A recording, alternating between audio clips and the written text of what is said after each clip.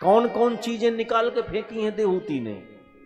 विसृज्य कामम, मेरा पति राम की उपासना, श्याम की उपासना में चित्त लगाए हुए है, और पत्नी के हृदय में काम और पति के हृदय में राम, तो ये निभ पाएगी? कहू रहीम कैसे निभे खेर बेर को संग। क्या बात है। एक के हृदय में काम है और एक के हृदय में राम है, पट पाएगी? आए दिन लड़ाई होगी। इसलिए मेरा पति तपस्वी है, इसके हृदय में भगवान का स्वरूप है, तो मैं अपने हृदय से काम को बाहर निकालूं, नहीं तो सेवा नहीं कर पाऊंगी।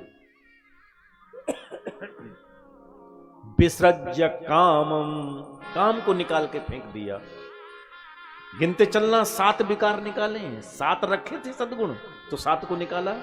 विसृज्य कामम दंभम च, पाखंड में जीवन नहीं जियोगे। जो वास्तविक जीवन है पति के सामने वही रखूंगी, बनावटी जिंदगी पति के सामने प्रस्तुत न करूंगी। कितनी बड़ी बात है। इसका मतलब हम बनावटी भी जीवन जीते हैं पति के साथ? नहीं नहीं, ऐसा जीवन नहीं। विसृज्य कामम दंभम च द्वेषम, यहां ऋषि पत्नियां अपने पति के गले में हाथ डाल करके बैठती हैं, और मेरा पति 4-4 दिन तक आंख नहीं खोलता है। तो हम द्वेष किसी स्त्री से नहीं करूंगी, किसी के आश्रम की जो संपदा है उसको देख करके द्वेष नहीं करूंगी, किसी के पति का जो प्रेम उसे पत्नी को मिल रहा है उसको देख करके द्वेष नहीं करूंगी। द्वेष, इस विकार को हृदय से निकाल के फेंक दिया। विसृज्य कामम दंभम च द्वेषम लोभम, लोभ नहीं रखूंगी, लोभ को निकाल के फेंक दिया। अघम, अघमा ने पाप को निकाल के फेंक दिया, पाप का चिंतन कभी नहीं करूंगी।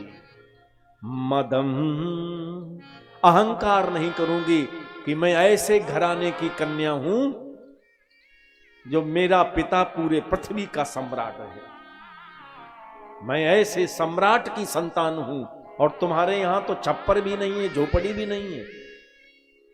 अपने पिता के यहां व्यतीत किए गए जीवन के ऐश्वर्य को कभी स्मृति में नहीं लाऊंगी। मेरा घर तो यही है, जैसे पति का घर वही मेरा घर है। हम अपने मायके को याद करके पति को परेशान नहीं करूंगी। विसृज्य कामम, एक काम छोड़ा, दंभम दूसरा, तीसरा द्वेष छोड़ा, चौथा लोभ छोड़ा, पांचवां अग छोड़ा, और छठवां मद माने अहंकार छोड़ा।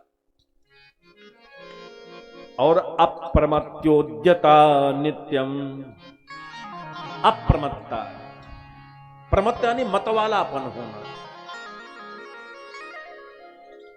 मतवाले लोग कही गई बात सुनते नहीं।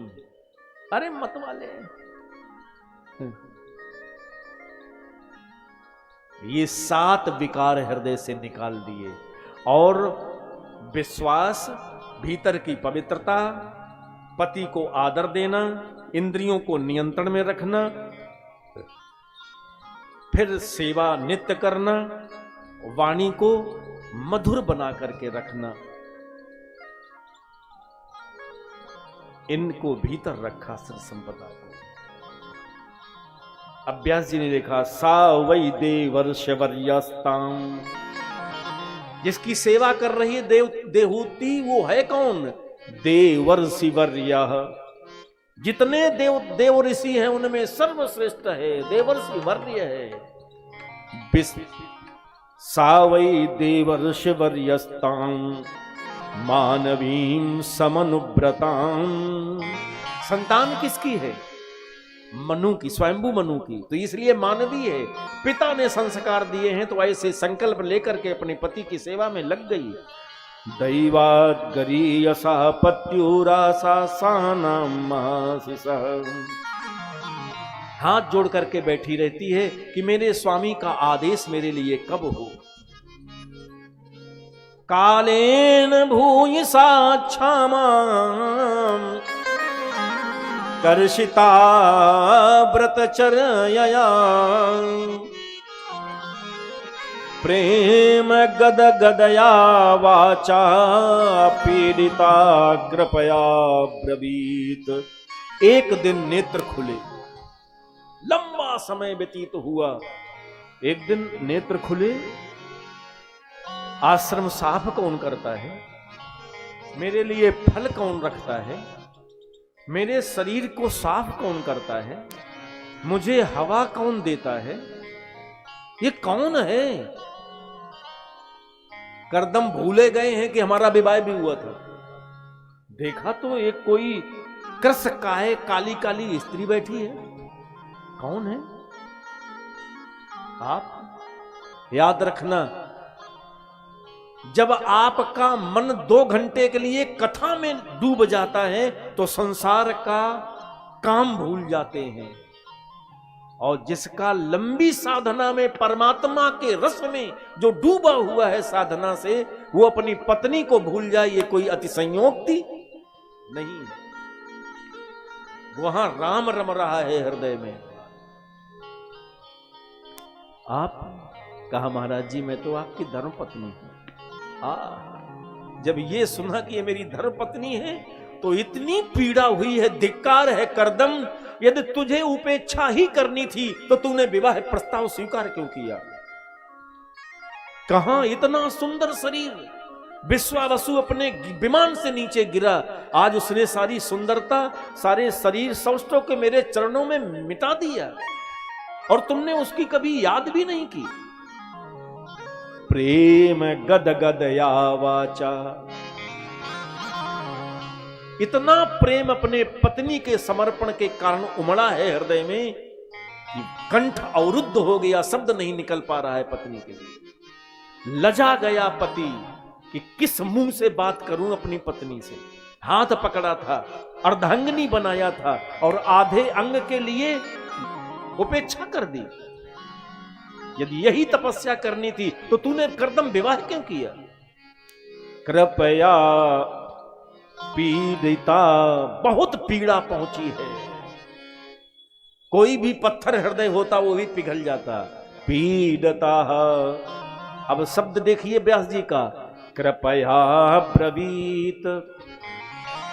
जो कृपया शब्द होता है ये दूसरे को सम्मान देने के लिए प्रयुक्त किया जाता है। कृपया आप मेरा अनुरोध सुन लें। तो जहां कृपया शब्द बोला जाए तो ये शब्द अर्थ ध्वनित करता है कि हम दूसरे को सम्मान दे रहे हैं। तो आज करदम महात्मा अपनी पत्नी देवहूति को कृपया कह करके पुकार रहा है, इतना पीड़ित है हृदय से। और क्या बोलता है सुनिएगा साहब। तुष्टो हमद्य अहम अद्य तुष्टः, आज तुम्हारी सेवा से मैं पति तुम्हारा करदम संतुष्ट हो गया हूं। तुष्टो हमद्य तव मानवी मानदाया, हे मनु की पुत्री। पूज्यपाद गुरुदेव जी व्याख्या करते थे कि जब लड़की से कन्या से संस्कार प्रकट होते हैं तो दुनिया को उसके पिता की याद आती है कि तेरे पिता ने यदि तुझे संस्कार न दिए होते तो आज तेरे पिता की कोई याद नहीं करता। तुष्टो हमद्य तव, हे देवहूति आज हम तुम्हारे ऊपर हृदय से संतुष्ट हैं। ऐ मानवी, ए मनु की पुत्री, मानदाया, मेरी आत्मा कहती है कि मैं तुम्हें दुनिया का सर्वश्रेष्ठ सम्मान तुम्हें दूं। मानदाया, तुम मान देने योग्य हो, तुम्हारा सम्मान किया जाए तेरे पति के द्वारा। मेरी आत्मा तो मुझे बाध्य करती है कि आज के बाद जीवन पर्यंत मैं तुम्हारा सम्मान करूंगा, कद्र करूंगा, तेरा आदर करूंगा, चूंकि मैं संतुष्ट हूं। तुष्टो हमद्य तव मानवी मानदाया शुश्रूषया, सेवा तो हर एक स्त्री अपने पति की करती है, लेकिन तूने कैसी सेवा की है? शुश्रूषया परमया, श्रेष्ठतम सेवा तुमने अपने पति की ऐसी सेवा फिर कोई दुनिया में कर नहीं पाया है। शुश्रूषया परमया परया च भक्त्या। परया क्या है?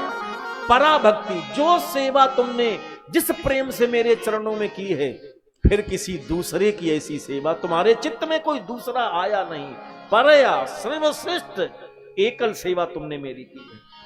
और प्रेम च भक्त्या, प्रेम के साथ की है। यो देहिनाम, बहुत सुंदर वर्णन किया है।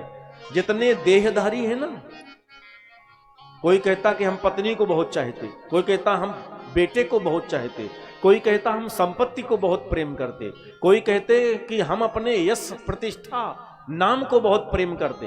ये सब झूठ है, ये परम सत्य नहीं है। सबसे ज्यादा अगर प्रेम कोई किसी को करता है तो आदमी सबसे ज्यादा प्रेम अपने शरीर को करता है। पहला प्रेम किसको? अपने शरीर को। बाद में पति है, बाद में पत्नी है, बाद में संतति है, बाद में संपत्ति है, बाद में प्रतिष्ठा पद है। यो देहिनाम अयमतीव सुहृदा स्वदेहा। जितने देहधारी हैं वो सबसे ज्यादा प्रेम अपने देह को ही करते हैं। ना बेच्छिता, तुमने अपने देह की परवाह नहीं की। ना बेच्छिता समुचिता छपे तुम मदर थे। अरे देहूती, तुमने ऐसी सेवा की कि अपने शरीर को मेरी सेवा में सुखा डाला। जाओ इस तालाब में स्नान करो। वो तो प्रतीक्षा कर रही थी कि कब आदेश हो मेरे पति का मेरे लिए। आज आदेश हुआ तो जैसे तालाब में स्नान किया, जैसे डुबकी लगाई, तो कहते हैं अपनी तपस्या का वर्षण किया।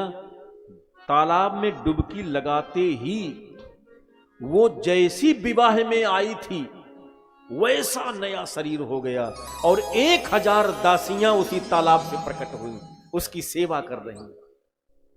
ऐसी सेवा से सुसज्जित, श्रृंगार से आविष्ट वही देहूती जैसे अभी भी विवाह होकर के आया हो बाहर निकली। अब तो वो प्रसन्न है करदमना। एक दिव्य कामक विमान बनाया, ऐसी कोई सुविधा नहीं। वैकुंठ का सुख उस कामक विमान में था, वो उसमें बिठलाया और इंद्र के यहां गया, अपने पिता के यहां अपनी देहूती को। कोई ऐसा स्थान नहीं था देवलोक में जहां करदम ने अपनी पत्नी को घुमाया ना हो। जब पति प्रसन्न है फिर क्या।